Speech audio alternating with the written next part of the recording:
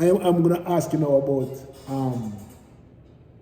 you tell me about the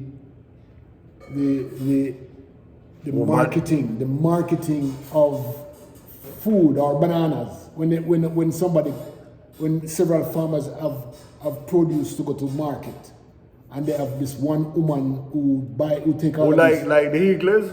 Yes. Yeah, the higglers. Well, that was an interesting story anyhow, because you can imagine one woman and like she take things from 8 or 9 homes, right?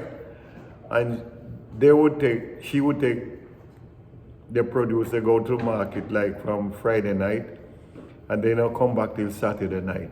But they go to Kingston, but most of them always complain about bad market. Because they might try, okay. Yeah, Yes. right. So when they go to Kingston, they would sell whatever you give them, and they would bring back the scallion, the thyme, the sprat. So they buy those things. They buy those things in the market. So they barter. They sell people this and buy. Yes. And like say my father did them breadfruit and hockey and whatever he had, banana, whatever he had, yam, whatever. Yeah.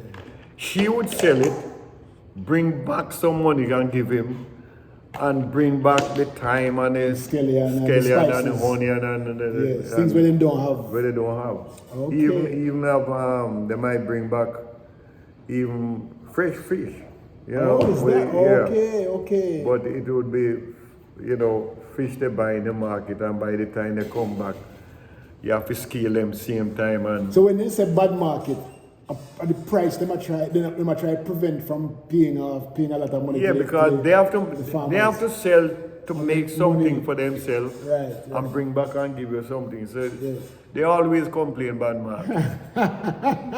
Always complain bad market. But there's a high level of trust there though, because But when you stop and think of it, these women, they work during the day on Friday. They start from Thursday collecting things. Right. Like they would pick the breadfruit. right. Even who would eat the apples. Anything you have there, they would take it to market and sell it. So them sell off everything by Saturday.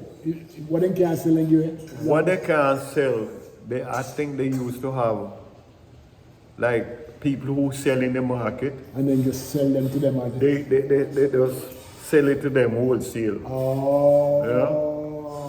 Yeah? And some of them know these people that sell in the market also, that they could have trust them with the thing until next week when they come, they get the money and things like that. And that don't think that happen anymore, because as a trusting system there. Trusting system. Yeah, it was. But it was rough. And then I remember, you tell me that you were in school and you wanted a book. You remember that? One time I was in school and I need a higglers of physics book. The book was 11 shillings, because sometimes you go to the library and they never have enough books. Yeah. The higglers of physics was 11 shillings. I went home and Dad said, he never have the 11 shillings. Man, get 11 shillings for the book, But them never. That was a lot of money that time. And between him and your mother, a 9 and banana then was only selling for 9 shillings. Oh. So you would have to sell like a 9 and a 6 on to get 11 shillings. Jesus Christ. Right? Okay. But him saying next week when he sell banana, he will give me the 11 shillings. Next week he sell banana, I get the 11 shillings. But things were like that. You wasn't getting, and my mother used to make little dresses and things like that. They were poor. And now you realize it, how poor your parents were, but you can't figure out how did they make ends meet? I would make it out of the woods out there. Yeah. And then you told me about the yam, in the actual farm, the ground, what we call the ground, right? Where they plant the yam. Oh yeah, they were when they fought the land, they would on the back of the hill, they would plant like red peas. Right? That's a quick crop. Quick cash, yeah. Quick crop. So they get the red peas and they reap the red peas. And that, you can do it both with you root up the whole thing and you bring it home, they put in a basket. So once the trees start to dry, the fruits start to dry. Yeah. It's time to reap it. Yeah. So you pull out the whole tree, root, the whole root. and then you bring it home. Sometimes you can tie them in big bundles. Right. Or they have baskets that they can put them in. But you have to make several trips. And you bring it home and you dry it, or you shell it and you dry it. And then or you can sell it. You sell it. You can sell it just the same way. Yeah, green. Yes, yeah. you can sell it to the market and sell it green. And then you plant also gungo. Sometimes they plant gungo between the yam too. Yeah, and by the time the yam come out, the gungo would come up. Okay, so they do all sort of. How does one know about the size of the yam? The yam under the ground and what they do? When they make the mound and they put the head inside to grow, right. It depends on how powerful the vine of the yam is. That the thing where it and the come bush up, right? that they make on the stick. Yeah. They have a way of determining which one might have a big yam and which one might have a puny yam by the amount of bush on the stick. Yeah. And like they call sticking the yam. They put the bamboo down first and then they go and put the stick where the yam can climb up on the stick. Okay. That was another thing. Yeah. They have to sharpen the point of the bamboo. Okay. When you stick that in the ground, it doesn't go all the way down. But they used to go sticking yam just after it rain because the ground will be soft. Okay. And they would get the stick farther down. But they have to keep plunging that stick down in there until they get it down to, because if it get windy, the whole stick will fall over. So they got to put it down like a good, more than 2 feet down in the ground. Is that right? That's how far it got? Yeah. Okay. But they sharpen the point of the bamboo, so you go down easy. Okay. Oh, I didn't realize that. I think you just put something in their own. No. But some places they go, they allow the vine to run on the ground. Oh. But my father always put his bamboo, and the yam run up the bamboo. Yeah, most of the yam plantations, I want to say, the bamboo would be there. Yeah, but where we live, we had abundance of bamboo. So that's why they use bamboo. And bamboo is always tall. Right. So that's why you use bamboo. Okay, that's neat. Oh my gosh. You're teaching, but does yam need a lot of water? Doesn't need a lot of water? Well, it usually rain. Over there is like a rainforest. Okay.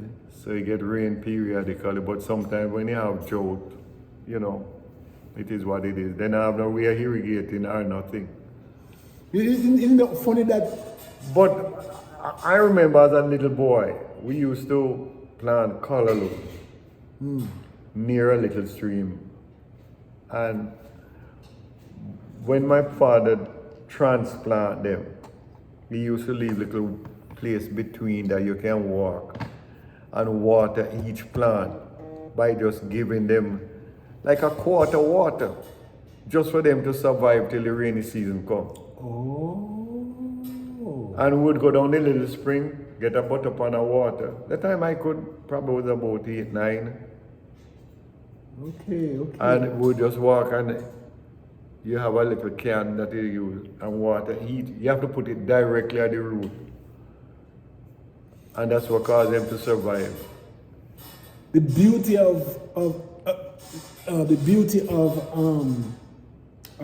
those days was a lot of trusting, a lot of community. People used to come together. No, you used to go and help your father. Help your daddy, yes. All like every home have goat, lot of goats, pigs, chicken. The chicken used to run, and a few people have a few coops where they keep chicken in. Some coops, like the layers, they used to have them coop up so that they lay the eggs inside. But most of the chicken that roam, they used to make their own nest. And when you find like a chicken nest sometimes, Yeah, with 10, an egg. 12 eggs inside Yeah, it. yeah, yeah. But if the dogs catch them before you, God.